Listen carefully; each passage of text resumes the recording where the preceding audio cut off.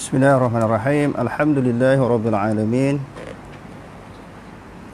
Wassalatu wassalamu ala asyrafil anbiya'i wal mursalin wa ala alihi wa ashabihi ajma'in. Allahumma rabbi syrah li sadri wa yassir li amri wahlul 'uqdatam min lisani yafqahu qawli. Wala hawla wala quwwata illa billahil 'aliyyil 'azim. Allahumma la sahla illa ma ja'altahu sahla wa anta taj'alul huzna in syi'ta sahla. Rabbi yassir wa la tu'assir wa atmim bil khair. Amma ba'd.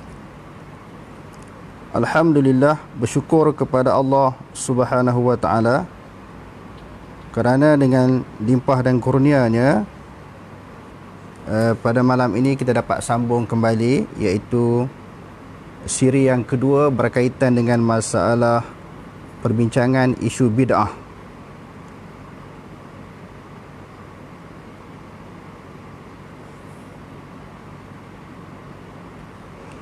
Jadi sebelum kita nak bahas tentang masalah bid'ah yang dipegang ataupun difahami dan disyarah oleh ulama-ulama mazhab yang empat seperti dalam mazhab Syafi'i, Hambali, Maliki dan juga Hanafi. Di sini saya nak jawab satu kemusykilan yang dikemukakan oleh saudara Rashid Akid. Akid ke sakit? Dia ni apa yang dia di antara peminat tegar dalam kuliah saya. Sekarang ni pun dia ada menyaksikan apa yang kita sedang bahaskan. Alhamdulillah, terima kasih kepada Rashid Akid. Cuma dia muskil macam mana dikatakan pembahagian bid'ah yang 5 itu, saya kata lughawi, dia kata tak istilahi. Maknanya istilahi itu syara'an lah. Dia kata di sudut istilahi, yakni syara'an. Semalam saya dah kemukakan sebelum Imam Nawawi dia membahaskan lebih panjang masalah bid'ah ini. Imam Nawawi bila dia membahagikan 5 perkara, wajib, haram, makruh, sunat, harus, itu yang pertama, contoh-contoh yang dikemukakan oleh Imam Nawawi. Contoh-contoh yang dikemukakan oleh Imam Nawawi itu yang kata bid'ah itu terbahagi kepada 5. Dia bawa mari contoh buat sekolah, belajar ilmu nahu, susun kaedah, nak rad golongan Mujassimah, Qadariyah, Murji'ah. Satu pun Imam Nawawi dia tak bawa mari contoh yang kata bid'ah yang 5 itu berkaitan dengan isu ibadat. Itu yang pertama. Semua dia bawa mari contoh itu bukan suatu bentuk, suatu gambaran bid'ah yang khusus. Macam tadi saya sebut tadi, buat sekolah, belajar susun ilmu nahu, susun ilmu usul fiqh, jarah wa ta'dil dan sebagainya, sebagaimana yang disebut di dalam kitab Tahzib Asma' wal Lughat, dan juga disebut di dalam Syarhun Nawawi yang saya baca semalam. Syarhun Nawawi. Itulah contoh-contoh yang dikemukakan oleh Imam Nawawi. Saya tak perlu ulang balik bacaan tu kerana semalam dah baca. Itu yang pertama. Yang kedua, bagi mengukuhkan hujah Imam Nawawi ini, Imam Nawawi bawa mari asar Sayyidina Umar. Setelah Sayyidina Umar dia menghimpunkan sembahyang tarawih ini di dalam satu jemaah dengan satu imam. Yang mana perbuatan Sayyidina Umar itu tidak pernah berlaku di zaman Rasulullah sallallahu alaihi wasallam di sudut menghimpunkan satu imam. Adapun asal tarawih itu memang ada di zaman Nabi. Masing-masing punya sembahyang beberapa kelompok, bukan kelompok yang satu. Jadi Imam Nawawi dia bawa mari asar Sayyidina Umar, ni'matil bid'ah, dalam riwayat yang lain ni'matil bid'atu hazihi.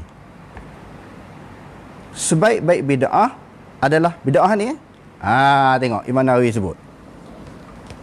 Dia kaitkan dengan asar Sayyidina Umar. Kalau kita baca di dalam kitab Aujazul Masalik, syarah kepada Muwatta Imam Malik, yang mana Imam Malik ini dia bawa mari asar Sayyidina Umar tadi, ni'matul bid'atu hazihi. Jadi Maulana Zakaria pun menyebut yang dimaksudkan bahawa yang dimaksudkan dengan perkataan Sayyidina Umar itu adalah lughawi. Adalah lughawi. Lalu dia memetik perkataan Ibnu Taimiyah. Maulana Zakaria diambil di dalam kitab, memetik perkataan Ibnu Taimiyah. Dia kata qala Ibnu Taimiyah fil Minhajus Sunnah innama sammaha bid'atan li'anna ma fu'ila ibtida'un bid'atan lughatan. Dia kata adalah merupakan bid'ah di sudut lughah. Walaysa dzalika bid'atun syar'iyyah. Bukanlah yang dimaksudkan di sini adalah bid'ah syar'iyyah. Bid'ah syariah maknanya istilah. Dikata lughatan. Fa innal bid'ata syar'iyyata allati hiya dalalatun ma fu'ila bighairi dalilin syar'i. Dia kata kerana bid'ah syariah itu, syarak itu adalah suatu bid'ah yang sesat yang dilakukan dengan tidak ada dalil syarak. Bukan saya sebut, saya pandai-pandai sebut. Memang disebut oleh Maulana Zakaria, dia nakalkan daripada kitab Minhajul Sunnatin Nabawiyah. Bukan pandai-pandai saya sebut. Begitu juga disebut oleh Zarqani di dalam mensyarahkan Muwatta Imam Malik. Dia pun kata bid'ah yang dimaksudkan di situ adalah merupakan bid'ah lughawi. Tuan-tuan boleh baca hadis yang diriwayatkan oleh Imam Malik di dalam babu majaa fi qiyam ramadhana. Babu majaa fi qiyam ramadhana, hadis yang ke 248. Boleh baca kitab ni. Okey. Sebenarnya banyak lagi kitab-kitab yang membahaskan tentang masalah asar Sayyidina Umar. Banyak lagi. Kalau sekiranya isu yang berkaitan dengan Allah Ta'ala berada di atas arash, saya kata ada 3 gundi. Yang ni pun ada lebih kurang 3 gundi juga yang mensyarahkan asar Sayyidina Umar. Jadi malam ni kita nak ringkaskan je. Cuba nak sebut yang dimaksudkan oleh Imam Nawawi dan mana-mana ulama yang membahagikan bid'ah itu terbahagi kepada 5, semuanya lughawi. Dan apa yang disebut oleh Dr. Wahbah Zuhaili di dalam Al-Bid'ahul Munkarah. Tengok lagi je lah. Dia kata wal waqi'u anna hadhihi taqsimati as-sa'idati 'inda al-aghlabi al-ulama'i tatatabaqu ma'al bid'atil lughawiyah. Di sudut hakikatnya ataupun realitinya, pembahagian bid'ah terbahagi kepada 5 itu yang dibahagikan oleh sebahagian daripada kalangan ulama, kebanyakan ulama, bersesuaian dengan bid'ah lughawi. Bersesuaian dengan bid'ah lughawi. Dia kata wal waqi'u, setelah dihurai pendapat Ibnu Hajar, Imam Nawawi dan ulama-ulama yang membahagikan bid'ah itu terbahagi kepada 5, lalu dia kata wal waqi'u anna hadhihi taqsimatil sa'idati 'inda aghlabil ulama'i tatatabaqu ma'al bid'atil lughawi, sesuai dengan maksud bid'ah lughawi. Saya sebut ke? Bukan. Tadi beberapa orang ulama sebut Syarah Zarqani, Maulana Zakaria dan juga Dr. Wahbah Zuhaili. Jadi orang kata dhamir tu tak betul. Dhamir kembali tu, tu kembali kepada maknanya istilahi ataupun syar'iyah. Oh, dia ni orang Arab ni. Dr. Wahbah Zuhaili bukan mengaji Matan Jurumiyah je. Kawakib, betul apa lagi, kita apa yang orang pondok mengaji tu kan. Dr. Wahbah Zuhaili ni orang Arab dan dia ulama. Dan dia masih berada di dalam mazhab yang 4. Bukan dia Wahabi. Dia tak terkeluar daripada mazhab yang 4. Kok kata dia seorang ulama yang berpegang kepada mazhab Wahabi yang terkeluar daripada mazhab yang 4. Tak. Dia seorang ulama Syria. Dia masih berpegang kepada mazhab yang 4. Takkan dah dia tak pandai kembali domer. Ustaz Rashid seorang je pandai kembali domer. Dia tak pandai. Malam ni tak ada pandai mana kita pasang aircon. Kita muzakarah. Kita bukan bergaduh. Jadi dia kemukakan dalil, kita jawab balik. Besok dah jawab balik, kita jawab balik. Kita berbincang. Tak perlu pandai-pandai. Jadi saya suka ulangi apa yang disimpulkan oleh Dr. Wahbah Zuhaili. Dia kata wal waqi'u anna hadhihi at-taqsimatil sa'idati 'inda aghlabil ulama'i tatatabaqu 'ala al-bid'ati al-lughawi. Sesuainya pembahagian 5 itu adalah bid'ah lughawi. Wa hum a'ammu min asy-syar'iyyah. Bid'ah lughawi ini lebih umum daripada bid'ah syar'iyyah. Wa hiya ma kanat kharijatan an naw'il ibadat. Terkeluar daripada ibadat. Bukan dalam isu ibadat. Kalau dalam isu ibadat, bid'ah tak boleh. Dalam isu ibadat, tak boleh. Tak boleh kita buat sesuatu benda yang tak dibuat oleh Rasul. Dan juga para sahabat, tak boleh. Tengok dia kata apa. Zul ambil air jap. Dahaga Malam ni insyaAllah kita cuba ringkaskan. Hari itu kita panjang sangat, kadang-kadang orang tak boleh nak fokus sesuatu poin ataupun isu yang penting. Malam ni kita insyaAllah cuba ringkaskan. Jadi dia buat kesimpulan di sini. Pertama dia kata lughawi, yang kedua terkeluar daripada bahagian ibadat. Terkeluar daripada bahagian ibadat. Wahya ma kanat kharijatan an naw'il ibadat. Jadi bid'ah lughawi itu yang terkeluar daripada bahagian ibadat. Wa hadza ma aradahu Umar radhiyallahu an hina jama'a an-nasa ala imamin wahidin. Inilah yang dikehendaki oleh Sayyidina Umar ketika dia menghimpunkan satu imam dalam satu jemaah. Wa qala ni'matil bid'atu hazihi. Sebaik-baik bid'ahnya ni. Saya faham sendiri ke tentang maksud Imam Nawawi? Tak. Itulah huraian tafsiran yang dikemukakan oleh para ulama.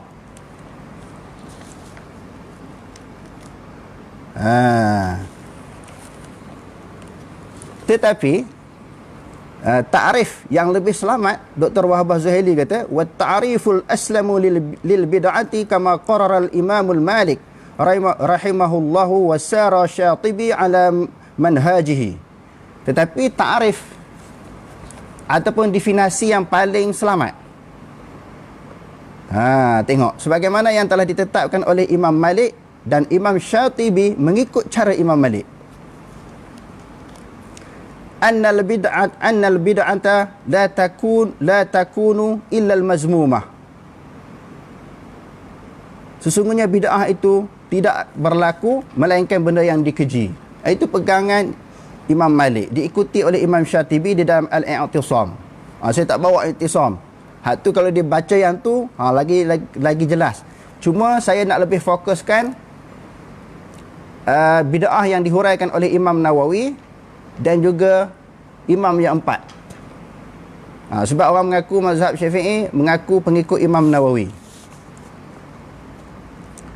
Wahya tariqatun fid din mukhtara'ah, iaitu jalan dalam urusan agama yang direka. Tudahi syari'ata, yang bercanggah dengan syariat. Yuqsadu bis suluki 'alaiha ma yaqsudu bit tariqati syar'iyyah. Tujuan dia melakukan perkara bid'ah, amalan bid'ah itu untuk melaksanakan suatu jenis jalan ibadat Dia rasa itu ibadat, suatu pendekatan untuk mendekatkan diri kepada Allah Ta'ala dengan jalan tersebut, dengan jalan bid'ah. Bal hiya mu'aridatul laha. Wa innama tashbihuha min ghairi an takuna fil haqiqah kadhalik. Di sudut hakikatnya bukan begitu ibadat. Itu suatu ciptaan, rekaan, benda-benda yang diada-adakan. Bahkan bertentangan dengan hakikat agama ataupun hakikat syarak. Lalu dia sebut lagi. Dr. Wahbah Zuhaili jelaskan lagi, summa wajadtul imam al-Syaukaniya yuraddu ala man qassama al-bid'ata ila 5 aqsamin. Kemudian aku dapati, dia kata, Imam Syaukani menolak siapa-siapa yang membahagikan bid'ah itu terbahagi kepada 5. Minum air dulu tuan-tuan, minum air dulu. Bismillahirrahmanirrahim.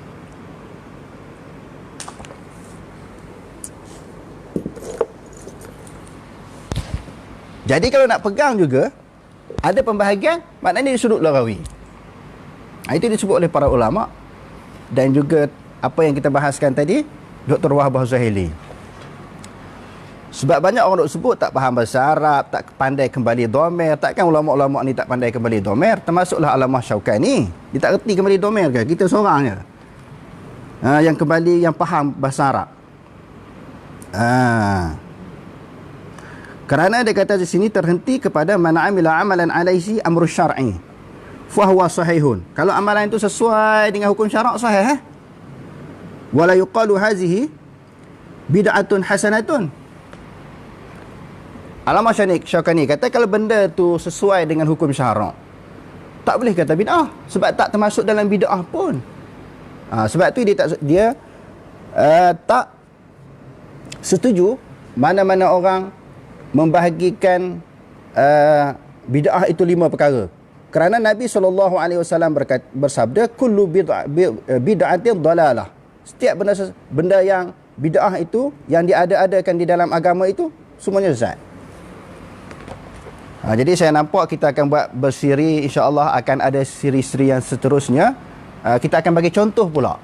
Hak mana yang dikatakan sepakat ulama kata benda ni bid'ah. Dan ada ulama yang tak sepakat menentukan benda ini bid'ah ataupun tidak.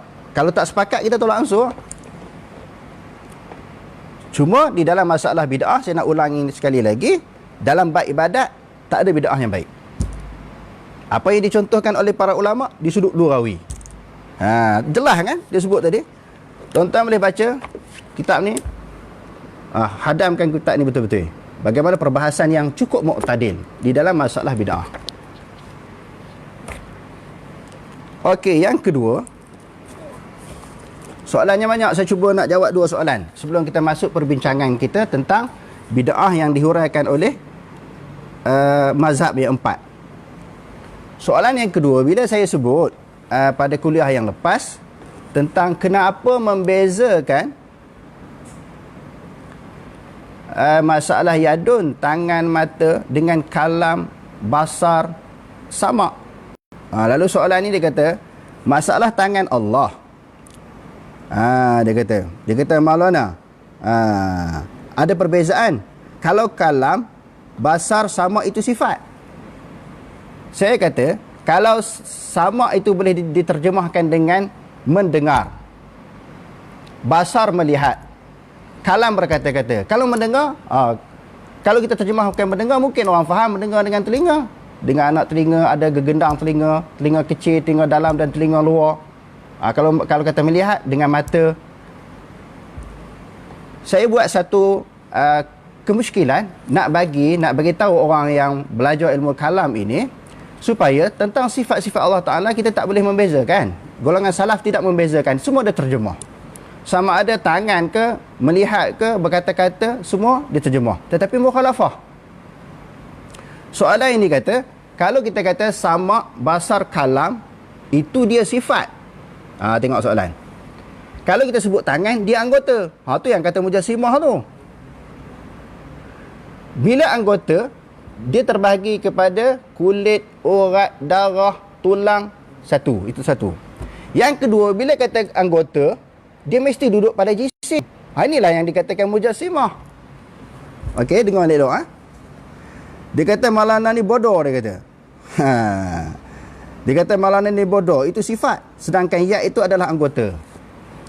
Tak apa, dia kata bodoh, dia cerdik. Jadi dengar orang bodoh nak hurai ni.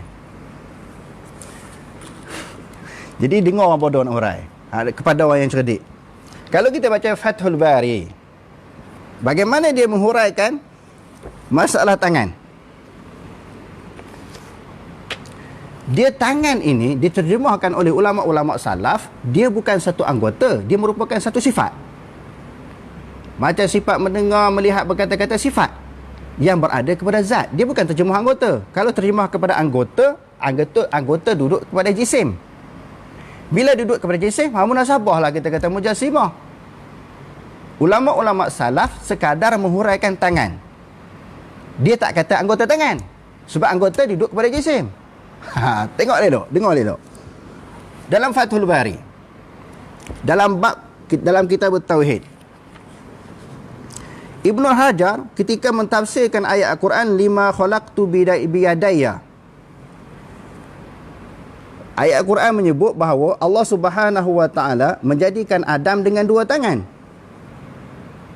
Ma mana'aka an tasjuda lima khalaqtu biyadayya, wahai iblis, mengapakah kamu tidak mahu sujud kepada Adam yang aku jadikan dengan dua tangan aku? Okey. Bila Allah Ta'ala kata macam tu dalam Al-Quran, Ibnu Hajar Al-Asqalani memetik perkataan, menakalkan perkataan Ibnu Battal. Dia kata lima khalaqtu biyadayya. Yadai di sini dihurai. Qala Ibnu Battal fi hazihi al-ayati isbatu yadain lillah. Daripada ayat ini mensabitkan ada tangan bagi Allah. Daripada ayat ini mensabitkan ada tangan bagi Allah. Wa huma sifatani min sifati dzatihi. Tangan itu adalah merupakan dua sifat daripada sifat zat. Bukan dia kata anggota. Bukan dia kata anggota tangan. Dia kata sifat tangan. Walaysata bijarihataini khilafan limusyabbihah minal musbitah. Berbeza. Dia kata bukanlah kedua laysata bijarihataini, bukan merupakan anggota tangan. Dia kata sifat tangan. Kalau kata anggota tangan, tadi kita sebut tadi, ada tulang, darah, kulit, urat. Situ kalau kata tangan. Kalau kata anggota. Lepas tu pula anggota pula duduk kepada jisim. Yang tu munasabah kalau kata mujassimah. Yang tu munasabah. Tetapi para ulama salaf dia tak kata anggota, dia kata sifat. Sebagaimana sifat mendengar, melihat, berkata-kata, sifat tangan. Sifat tangan. Macam mana sifat tangan? Wallahu a'lam lah, kita tak pernah tengok. Mukhalafatuhu ta'ala lil hawadith. Bersalahan Allah Ta'ala dengan segala yang baru. Berbeza dengan musyabbihah minal musbitah. Yang mana musyabbihah, ni kata musyabbihah ni. Musyabbihah yang mentasybihkan, yang menyamakan Allah Ta'ala dengan baharu, dia sabitkan ada tangan seperti baharu. Dia mensabitkan ada tangan. Bukan dia tolak Allah Ta'ala ada tangan, dia kata ada tangan, tetapi sama dengan baharu. Berbeza dengan ahli sunnah wal jamaah, dia kata sifat tangan, bukan kata anggota tangan. Wal jahmiyah, walil jahmiyati minal mu'attilah. Dan bagi golongan jahmiyah, bagi golongan yang menafikan pula Allah Ta'ala tak ada tangan, dia nafi pula. Sedangkan ahli sunnah kata ada, tapi sifat, dia bukan anggota. Musyabbihah kata ada tangan tetapi sama. Hak tu tak boleh. Wa yakfi fi raddi ala man za'ama annahuma bima'na al-qudrati. Padanlah dengan huraian ini, dia kata orang mengatakan yad itu dengan makna kudrah. Ibnu Hajar Al-Asqalani tak boleh terima dengan yad itu dengan makna kuasa. Ibnu Hajar yang tolak, Ibnu Hajar ni pun mazhab Syafi'i. Dia mazhab Syafi'i dan dia juga sebagai, selain daripada pakar di dalam fiqh Syafi'i, dia juga pakar di dalam ilmu hadis. Nampak? Dia menakalkan pendapat Ibnu Battal. Kita buka pula Ibnu Battal. Itu cara mengaji. Mana Ibnu Battal, Ustaz? Dah hilang. Ibnu Battal. Betul tak Ibnu Battal kata macam tu? Sebab Ibnu Hajar menakalkan perkataan Ibnu Battal. Bila kita baca jilid yang ke-10, Ibnu Battal pun syarah Bukhari juga di dalam kitab Tauhid. Lalu betul lah bila kita baca lima khalaqtu biyadayya, dengan sesuatu yang aku jadikan dengan dua tanganku.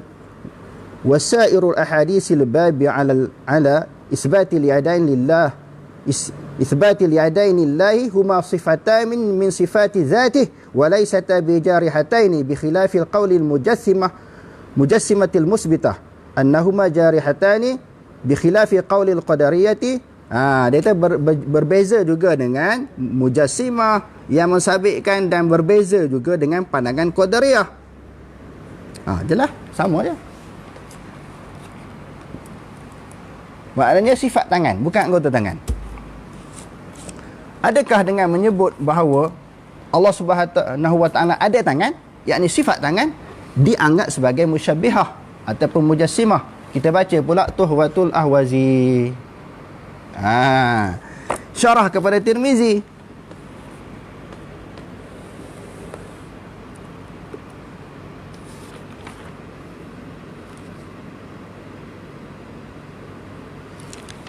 Di dalam bab Imam Tirmizi menguraikan hadis di dalam bab Babu majaa fi fadli sadaqah, bab tentang kelebihan sedekah. Hadis yang ke-661, Allah Ta'ala menyuburkan sedekah dengan tangan kanan. Dalam hadis tersebut Allah Ta'ala menyuburkan, membiakkan sedekah dengan tangan kanan. Maknanya orang bagi sedekah ni, insya-Allah dia tak akan susah, tak akan miskin, tak akan kekurangan harta benda dia. Allah Ta'ala sentiasa melimpahkan kurnia. Disebut dalam Quran kan, Allah Ta'ala menjanjikan kekayaan, kesenangan. Dan juga disebut dalam hadis, orang tak akan susah lah orang yang suka bersedekah ni. Jadi kesimpulannya, bila Nabi sebut Allah Ta'ala membiakkan sedekah dengan tangan, apa yang disebut oleh Imam Tirmizi, dia menakalkan pendapat beberapa ulama salaf. Dia kata, wa qala Ishaq bin Ibrahim, telah berkata oleh Ishaq ibnu Ibrahim, innama yakunu tashbihu idza qala yadun ka yadin aw mithlu yadin. Ishaq ibnu Ibrahim kata bahawasanya adalah tashbih itu apabila kata tangan seperti tangan. Tangan Allah Ta'ala seperti tangan makhluk. Au mislu yadin, ataupun seumpama tangan. Tangan seperti tangan ataupun seumpama tangan. Hak tu baru tashbih. Tangan Allah Ta'ala dengan sama dengan tangan makhluk. Nampak? Au sam'un kasam'in, au mislu sam'in. Mendengar seperti mendengarnya makhluk, ataupun seumpama makhluk. Fa idza qala sam'un kasam'in, dia kata fa idza qala sam'un kasam'in au mislu sam'in fa hadha tashbih. Kalau kata pendengaran Allah Ta'ala sama dengan pendengaran makhluk ataupun seumpama pendengaran makhluk, itu tashbih. Itu baru tashbih. Wa amma idza qala kama qala Allah Ta'ala, adapun apabila telah menyebut sebagaimana yang disebut oleh Allah Ta'ala, yadun, tangan, sam'un, mendengar, basarun, melihat, wala yaqulu kaifa, dan tidak berkata bagaimana tangan, bagaimana mendengar, wala yaqulu mislu sam'in, dan tidak mengatakan seumpama pendengaran makhluk, wala kasam'in, dan tidak seperti pendengaran makhluk, fa hadza la yakunu tashbihan, ini bukan tashbih.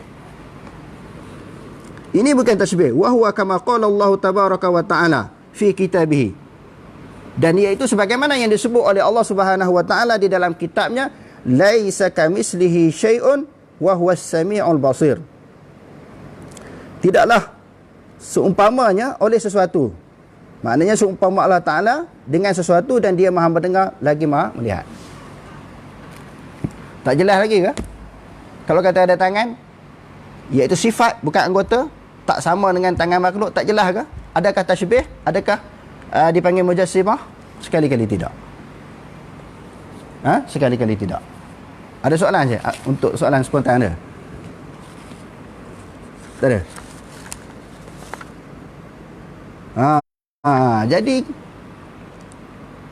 maknanya kena baca, kena kaji lah. Ini kadang-kadang ada sebahagian daripada orang, Bila dia nak lawan orang baru dia nak baca kitab.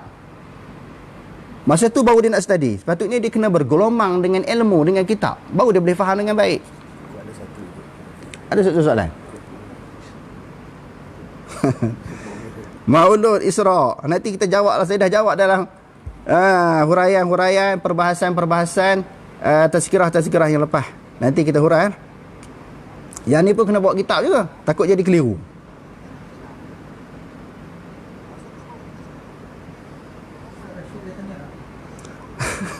Nanti Ustaz Rashid Ustaz Rashid tengok, alhamdulillah. Ada depan tu. Tak ada. Dia ada tengok, besok Ustaz Rashid komen, saya jawab balik. InsyaAllah kita muzakarah, bukan gaduh. Kita minum air dulu.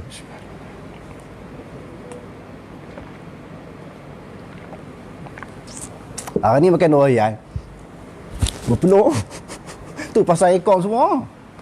Kepala panas tau. Bukan panas isu ni. Panas badan.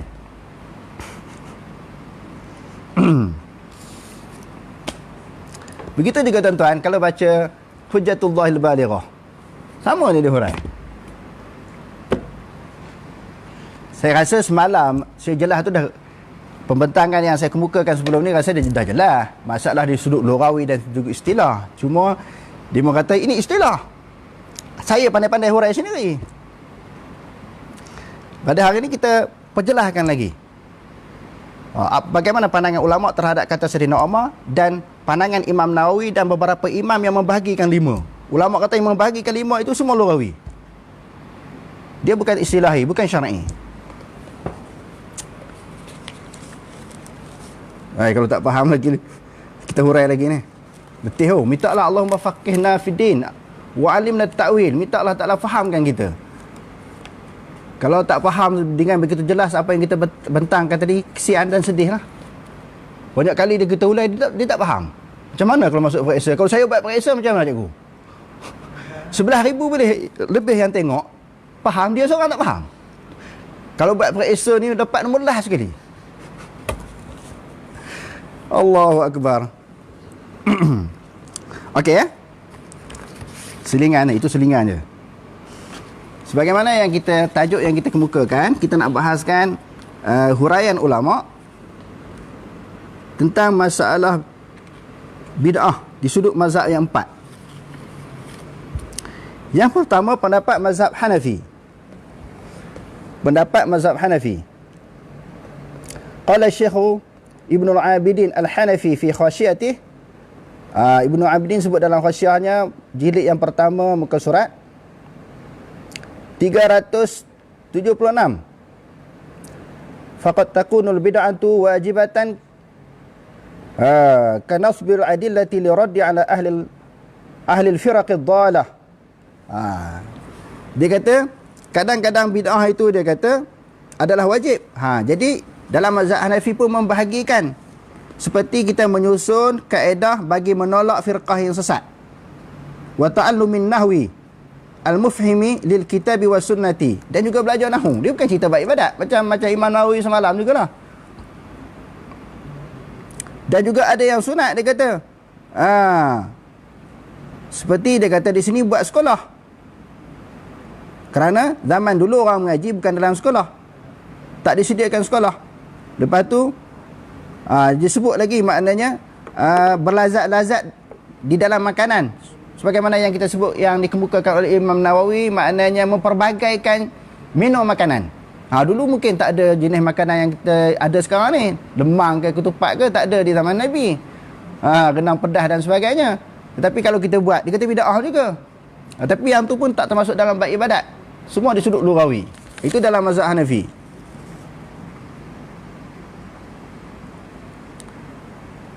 Dan juga dalam mazhab Hanafi pun dia ambil perkataan Sayyidina Umar.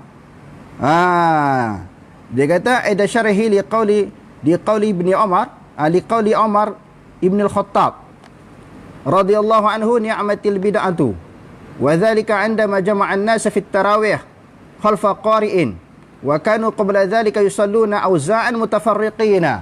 Dia pun ambil perkataan Sayyidina Umar juga. Di zaman Rasulullah ni berkelompok-kelompok, bukan dibawa di dalam satu imam, satu jemaah. Itu dalam mazhab Hanafi pun dia ambil juga. Kalau dia membahagikan bid'ah itu 5 perkara, tetapi dikaitkan dengan asar Sayyidina Umar juga. Sama je. Begitu juga di dalam mazhab Maliki. Dalam Syarah Zarqani. Tadi dah kita baca.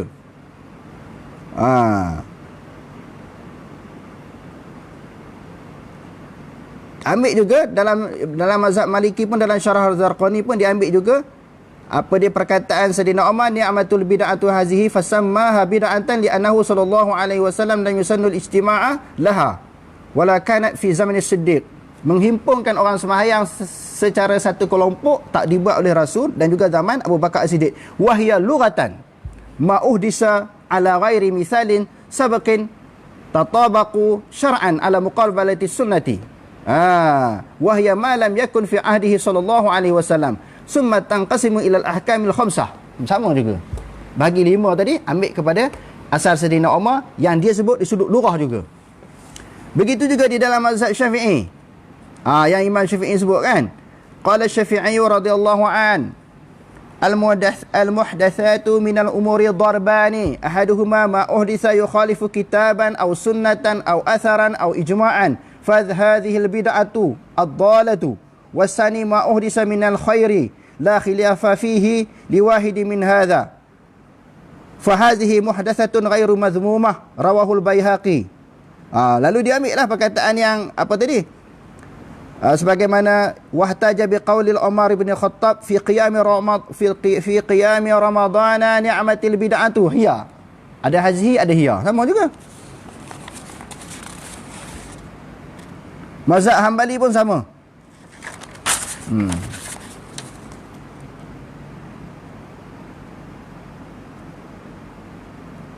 Dalam bab talak kan, di dalam kitab Mutli' ala Abu Abil Muqni' min kitab talak wal bid'atu mimma umila ala ghairi misalin sabiqin wal bid'atu bid'atani bid'atun huda wa bid'atun dalalah wa bid'atun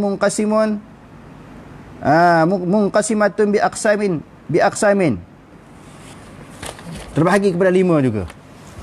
Jadi 4 mazhab ni memang 4 mazhab tadi, mazhab Syafi'i, Hambali, Maliki, Hanafi bagi 5 juga, tetapi pembahagian itu di sudut lughawi. Semua mereka mengambil asal daripada Sayyidina Umar, ni'matil bid'atu hazihi. Tadi dah kita sebut dah, saya tak nak hurai panjang-panjang takut orang hilang fokus. Jadi 4 ulama, 4 mazhab tadi yang membahagikan 5 pun semua di sudut lughawi, bukan istilahi. Dan kalau kita tengok ulama-ulama yang lain, perbahasan ulama tentang kullu itu, kalau dibanyakkan, dipanggil apa tadi, dibahagikan beberapa pembahagian, dia terang bercanggah dengan hadis Nabi. Sebab itu ulama dia sangat faham. Para ulama yang 4 dan ulama-ulama yang lain sangat faham. Mereka sebut pembahagian itu adalah lughawi. Tadi saya sebut tadi, bukan saya saja yang berpendirian demikian, bahkan ditafsir dengan jelas oleh Dr. Wahbah Zuhaili di dalam Al-Bid'ahul Munkarah, dan disebut ulama-ulama yang lain. Semua di sudut lughawi. Adapun di bid'ah di sudut ibadat tak ada. Saya ulang banyak kali ni bukan apa, takut orang keliru. Dan Imam Nawawi sendiri pun dia bawa mari contoh tentang keduniaan, bukan sudut ibadat. Kalau tidak, sebab sembahyang rawaib 12 rakaat dalam malam nisfu Syaban, sembahyang salah apa? Sembahyang ni tak okey ke? Sembahyang ni bukan perbuatan yang baik ke? Baik. Kenapa Imam Nawawi kata bid'ah? Di dalam fatwa Nawawi yang kita baca ni, kenapa dia kata bid'ah? Sedangkan sembahyang tu kan benda baik. Buat kunui arwah, disebut dalam majmu'. Kenapa dia kata bid'ah yang mungkar? Kalau kata bid'ah tu ada hasanah. Dia kata bid'ah. Apa sebab tu kena tak boleh baca 1-2 kitab. Kalau nak faham Imam Nawawi, kena baca banyak kitab yang dihuraikan oleh Imam Nawawi. Nak faham bab bid'ah ni, puluh-puluh kitab kita kena baca. Dan kita kena adil, kena ikhlas untuk mencari kebenaran, nak cari ilmu. Bukan nak putar belik. Kalau putar belik tu kita cerita macam mana tu, dia kona pula. Besok dia kona ayat lain pula kan. Tapi insya-Allah kita akan teruskan, kemukakan dalil-dalil untuk memberi kefahaman kepada orang awam dan juga orang khusus tentang masalah pemahaman dalam masalah bid'ah. Dan kita tidak menyerang mana-mana pihak, kita terang sahaja. Kalau orang tak puas hati, dia serang kita, kita terang lagi. Besok dia buat satu video, dia buat satu tulisan, dia lawan lagi, insya-Allah kita terang lagi. Sebab kita menerang, mereka menyerang, kita menerang. Jadi cukup dulu sekadar itu. InsyaAllah siri yang berikutnya kita akan susun selepas daripada ini. Kita akan bagi pula contoh-contoh tentang perkara bid'ah yang sepakat ulama kata bid'ah, ada ulama yang tak sepakat. Wallahu alam, aqulu qali hadza wa astaghfirullahal azim li wa lakum. Wassalamualaikum warahmatullahi taala wabarakatuh.